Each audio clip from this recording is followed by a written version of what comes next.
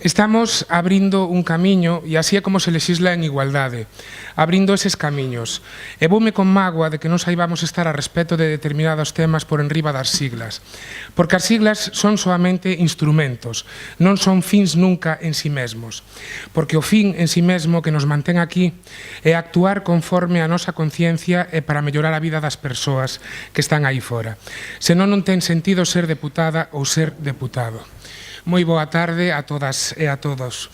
Esta frase que acabo de ler textualmente podería ser de calquera muller que teña loitado polos dereitos da igualdade e polos dereitos da muller no parlamentarismo. Podería ser unha frase de Clara Campoamor, de Victoria Ken, da propia Carme, que está aquí presente, pero non, esta é unha frase de Carme Adán, unha frase pronunciada en xullo do 2016 no Parlamento galego. É unha frase dunha loitadora incansable a prol dos dereitos das mulleres en todos os ámbitos, no académico, no social e no político.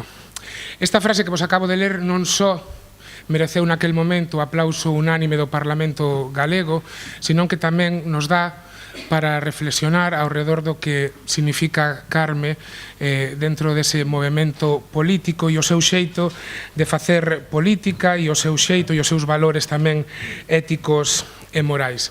Esta mesma tarde, despois de xantar, procuraba esta cita nas redes e viña a miña cabeza unha reflexión, non? Que a pesar de estarmos nunha era no que as comunicacións e as novos xeitos de comunicación e as redes sociais están tan presentes, este vídeo de Carme no Parlamento tiña apenas 40 visualizacións, o que nos dá tamén para pensar non no pouco que coñecemos colectivamente o traballo que fan as nosas e os nosos representantes públicos. Por iso, para min tamén hoxe é un día especial para poñer en valor ese traballo que fixo Carme nas institucións, primeiro na Secretaría Xeral de Igualdade e despois como deputada do Parlamento. E hoxe Carme ven a Verín a presentarnos o seu último libro, Feminicidio, unha nova orde patriarcal en tempos de sumisión, que é un libro tremendamente necesario.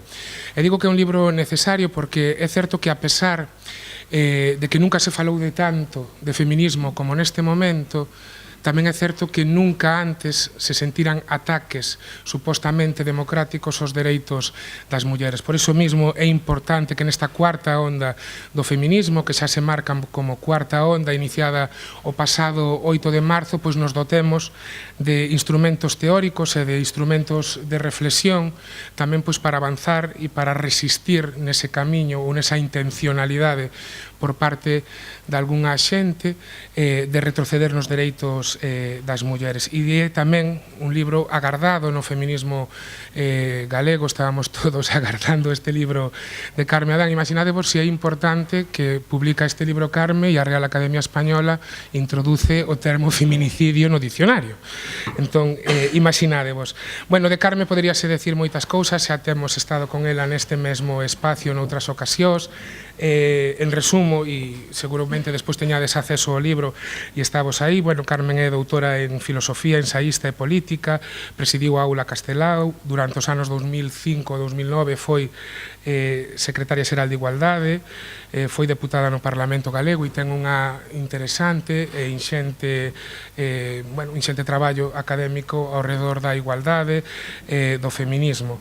E aparte de todo iso, pois é amiga miña, polo tanto, o acto para min é moitísimo máis emotivo. Para rematar, animarvos, lóxicamente, a que collades e compredes esta obra de Carme para reflexionar tamén sobre todo o que está pasando e facer tamén un chamamento para que, se temos a posibilidade, nos mergullemos tamén nas redes, non? Polo que decía antes, que moitas veces non coñecemos o traballo inxente que fan os nosos representantes, e eu creo que mergullándonos na rede e investigando, seguramente vos sorprenderedes de todo o que leva feito Carme Adán durante todos estes anos. Sen máis, cedolle a palabra agradecéndovos a vosa presenza nun novo acto da biblioteca.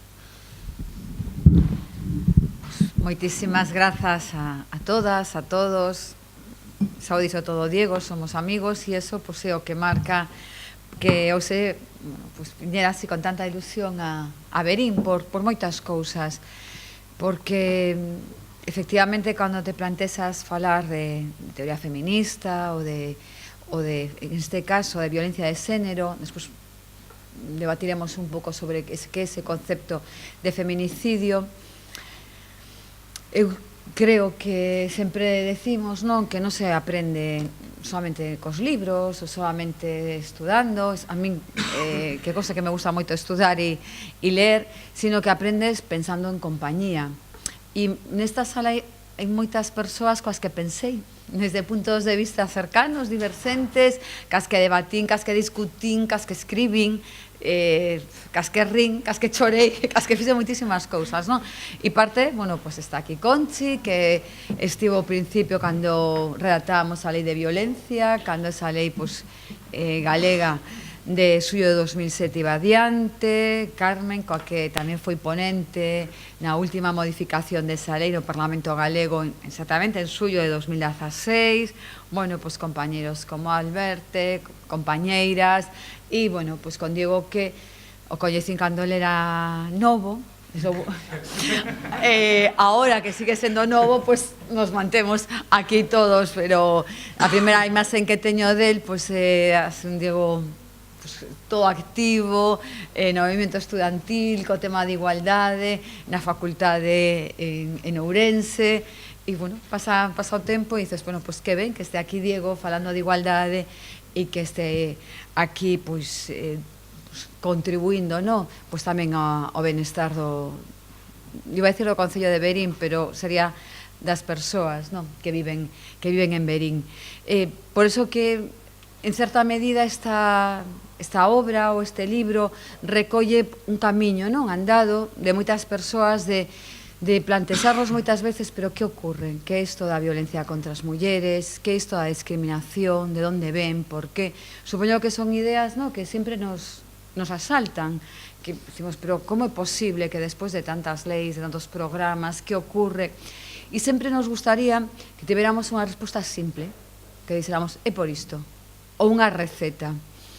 E, claro, intentei fuxir das recetas, porque justamente creo que non hai recetas máxicas, que o problema é que os problemas son moi complexos, que teñen unha historia moi longa e que vamos cambiando ou mudando as cousas pouco a pouco. Cada un e cada unha donde nos toca mudalas, pois, cando nos toca esa vida pública, pois, nas institucións, ven como goberno, ven como deputados ou deputadas, ven nun concello facendo ese traballo nas institucións, cando estamos no activismo, na rúa facendo ese traballo, cando estamos na nosa profesión, pois eu son ensinante pois, nas aulas, cando estamos nas nosas casas, con os seus fillos, con as nosas fillas, e na vida cotiá, cando vamos tecendo eso que ahora está en desuso, pero que está na comunidade, que eu creo que é o que realmente nos fai seres humanos, e aí onde vamos cambiando.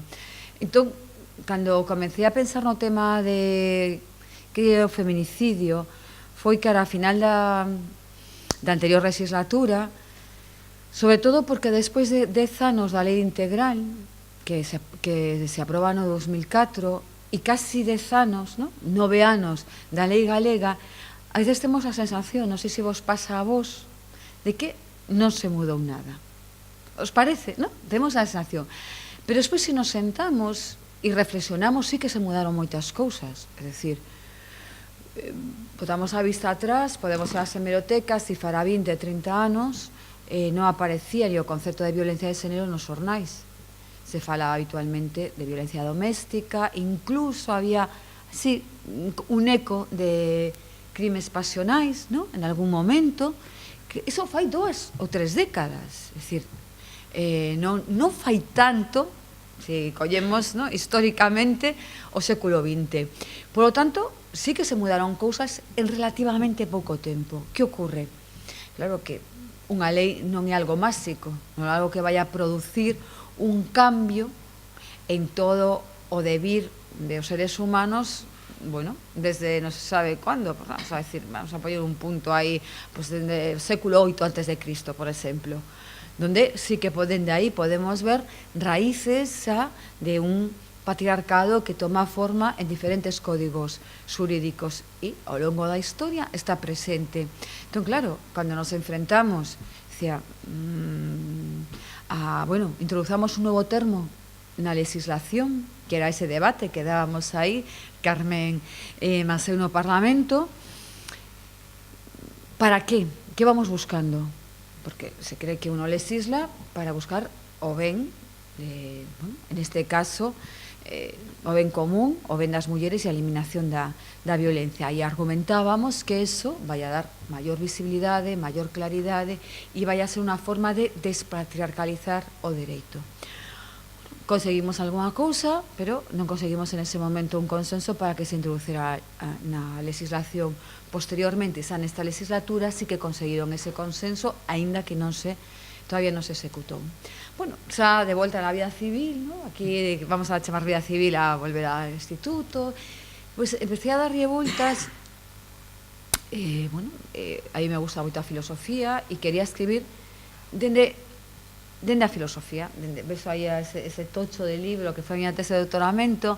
Eu en ese momento analizara a teoría feminista, en concreto a epistemoloxía feminista. Bueno, foi unha boa aprendizaxe, non vos recomendo lelo, es que non é un tostón, pero moi tostón. Sí, verdad, non hai quen o lea, necesita ser reescrito, pero bueno, correspondía a aquel momento, non sabes que as teses, bueno, pues son horas de analizar, e dicen, bueno, fará 2 anos, máis ou menos, a finales do 2016, principios do 2017, empecé a darlle voltas a idea de por que a violencia? Por que a violencia contra as mulleres? Desde onde podemos falar da violencia contra as mulleres? E a verdade é que a medida que vas intentando contestar esa pregunta, daste conta que, bueno, que é unha pregunta que realmente non ten resposta. E dice, bueno, vamos a cambiar a pregunta, vamos a facer isto, ¿no? Que decía Einstein, vamos a mirar o problema dende outra óptica. A quen beneficia a violencia? E despois, que obviedade, ¿no? Tampouco había que matarse la cabeza para facer ese cambio de pregunta. Vamos a analizar como beneficia ao patriarcado a violencia e así, en vez de contestar por que a violencia, pues analizar que necesita o patriarcado para manterse e para reproducirse. Pensade que en todas as leis que levamos escrito e que están vicentes, incluído o Convenio de Estambul, que é o máis recente, sempre se di, incluso se repasaba os currículos escolares onde aparece a violencia de xénero, e sempre se di unha frase que repetimos como mantra, que a violencia contra as mulleres é unha expresión da desigualdade.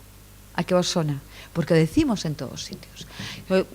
A longo que iba, bueno, pues revisando as autoras, revisando as leis, os convenios, como se foron establecendo as leis dende, pues, 1993 ata agora, como foron cambiando. Intentei fusir de que o libro sea un tostón. No, visto lo visto, vamos a intentar o mínimo de legislación, pero sí ir viendo como se construye a legislación. Bueno, empezou a darme a voltas a idea de que non é un problema de igualdade, que non é unha expresión da desigualdade entre homes e mulleres, é o fundamento desa desigualdade. E diredes, ¿cuál es la diferencia? Para os que vimos de filosofía, el elemento que funda algo é fundamental, porque intentar non confundir as causas coas consecuencias, porque a veces se miras as consecuencias e non as causas, pois claro, pos en marcha mecanismos que non están, digamos, indo a raíz do problema. Eu sí que creo que é un problema de liberdade e non un problema de igualdade. En que sentido? Veníamos aos países nórdicos con maiores cotas de igualdade, vamos, en tanto que tienen programas que equiparan os dereitos de forma real entre homes e mulleres, e, máis ou menos, mantéñense os niveis de violencia contra as mulleres de forma, bueno, non sei se equiparable, porque a veces é difícil medilos, en tanto que nos podemos medilo en tanto mulleres que denuncian, ou mulleres asesinadas, ou mulleres e mozas que denuncian, por exemplo, violación. De feito, hoxe na prensa aparecía que aumentou as violacións. Non, aumentaron as denuncias. Nos non podemos decir se aumentaron ou non aumentaron as violacións. Si fai 2 anos cada 8 horas no Estado español se denunciaba unha violación, o ano pasado era cada 6 e agora é cada 5 horas, non é que eso, non podemos decir se aumentaron as violacións. O que sí que podemos afirmar rotundamente é que aumentaron as denuncias, que son os datos que temos. Entón, ante eses datos, decir, bueno, que eu a veces digo que son, en calquera caso, sempre aterradores, porque entre 8 horas e 5 horas, lo único que temos que decir es que es una barbaridad, ¿no? Pensemos en el día de hoxe, pues, es lo mismo que cando decimos, bueno, es que no Estado español hai unha media de 19 denuncias ao día por malos tratos, en Galiza 16, bueno, en calquera caso, moitísimas, ¿no? Porque calquera que pase xa de unha ao día, que parece que sería como xa, pues, empezan a ser datos para tomar moi en serio. Entón, por que digo que é un problema de liberdade? Porque a violencia é moi disciplinadora. A violencia marca hasta onde podes ir e hasta onde non. De feito, as mozas cada vez, e en esa xeración, teñen moito máis medo que as mozas de fai 20 anos, se vos dades conta. Porque, bueno, se produce en nos ese efecto de ten cuidado. Porque, claro, evidentemente, decimos, ten cuidado, non salgas, ten cuidado, colle un taxi, ten cuidado, ten cuidado. E esa limitación da liberdade é onde a niña, pois moitas das restriccións que nos mesmas como mulleres temos a hora de organizar e formular os nosos proxectos vitais. Evidentemente, eso non é unha confabulación donde estén unos señores, no, pois hai en unha especie como de sala pensando como reproducir o patriarcado, non?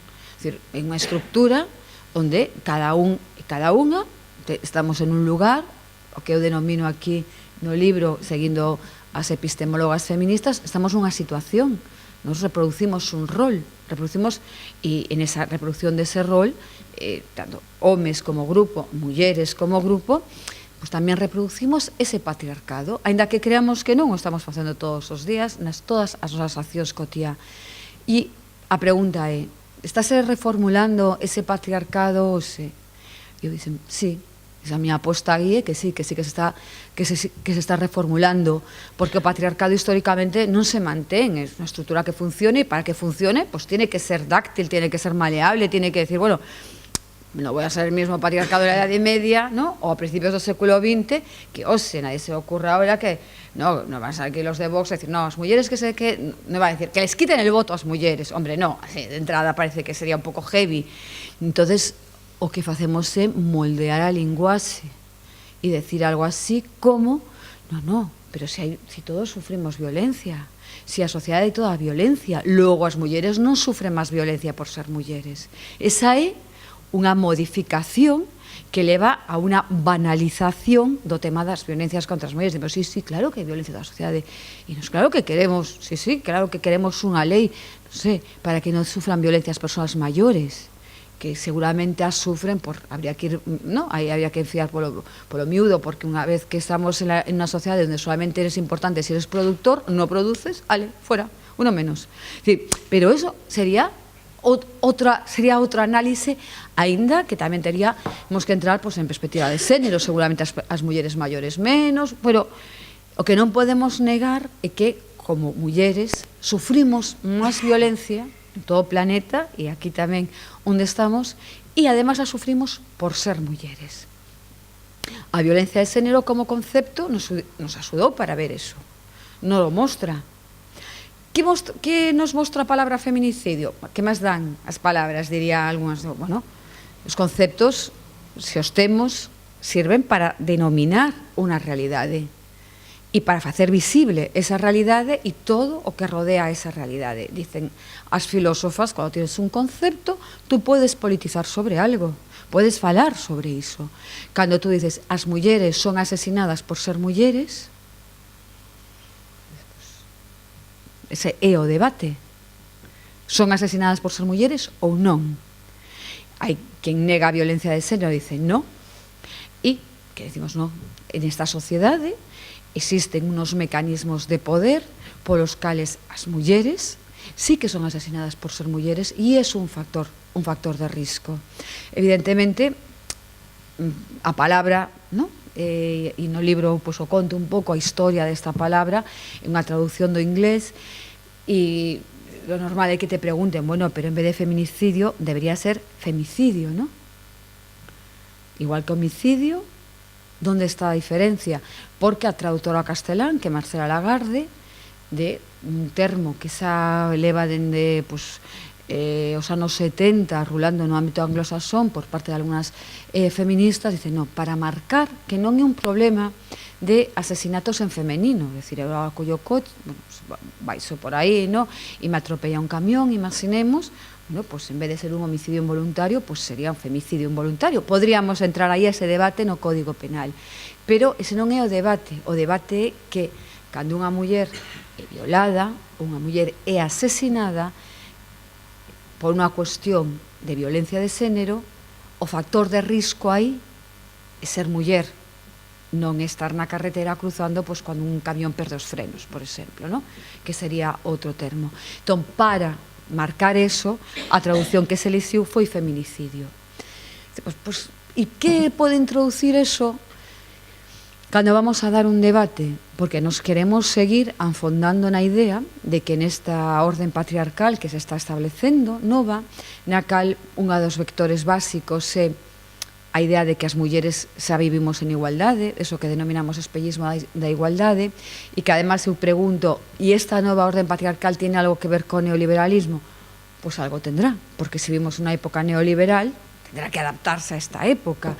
E que o factor, se tiveramos que coller un que máis básico o que máis define ao neoliberalismo actual, eu no libro collo unha senda de pensamento que digo, é o individualismo.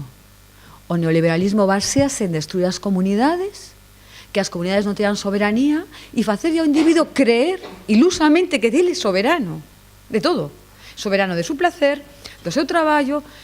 Quantas veces decimos aos rapaces novos, tienes que buscarte un coaching, esas cosas, nada, que tienes que ser un emprendedor, una emprendedora, que más o menos es búscate la vida como puedas. Debe ser eso porque o Estado pasa de ti e todo, a comunidade pasa de ti.